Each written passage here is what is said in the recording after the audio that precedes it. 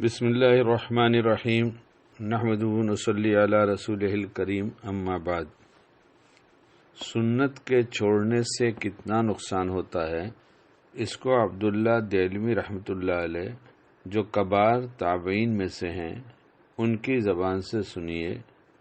فرماتے ہیں کہ مجھے اکابر سے یہ بات پہنچی ہے کہ دین کے جانے کی ابتدا سنت کے چھوٹنے سے ہوگی۔ دین کے جانے کی ابتدا سنت کے چھوٹنے سے ہوگی۔ ایک ایک سنت اس طرح چھوڑی جائے گی جیسے کہ رسی کا بل اتارا جاتا ہے۔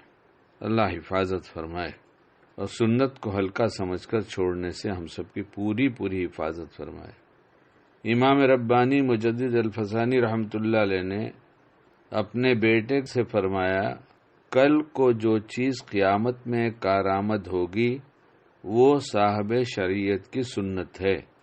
سنت کی اہمیت کے لیے ایک واقعہ سنیے۔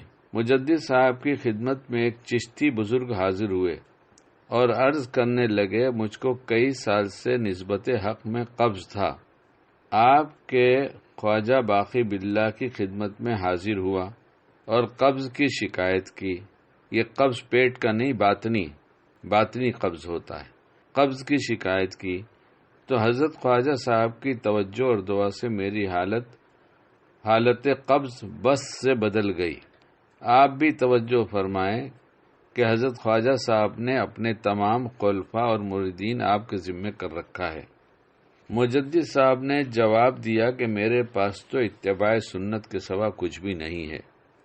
یہ سنتے ہی ان بزرگ پر حال طاری ہو گیا اور قوت نسبت اور قوت باطنی کا اثر سے سرہند شریف کی زمین جنبش کرنے لگی۔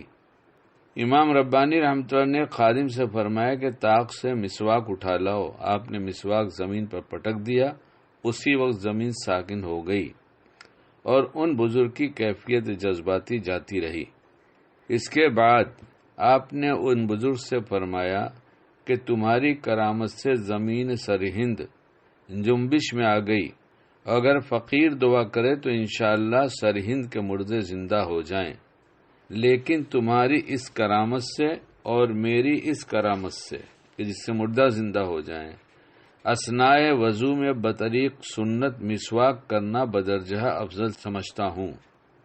یعنی کتنی بڑی بات ہے کہ ان کی کرامت سے زمین ہلنے لگی اور حضرت امام ربانی رحمۃ اللہ علیہ کے مسواک کے مار دینے سے زمین رک گئی، اور آگے یہ فرما رہے ہیں کہ اگر میں اپنی کرامت دکھا دوں تو یہ سرہند زمین کے مردے زندہ ہو جائیں، لیکن اس سب سے زیادہ قیمتی ہے وضو کے درمیان مسواک کرنا۔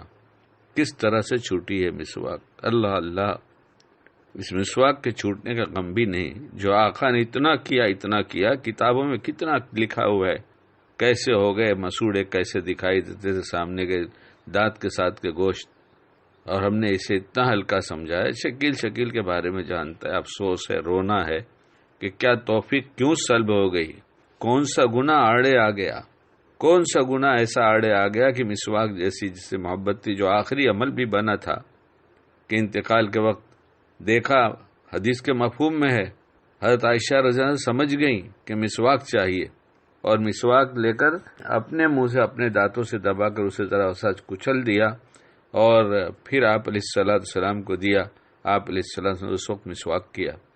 کیا ہو گیا ہے ہم لوگ کو، شکیل تجھ کو کیا ہو گیا ہے؟ مسواک جیسی سنت کو چھوڑتا ہے۔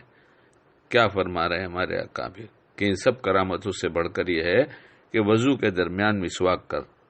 اللہ تعالی ہمیں ہر موقع کی سنتوں کا اہتمام اخلاص کے ساتھ کرنے کی توفیق عطا فرما دے۔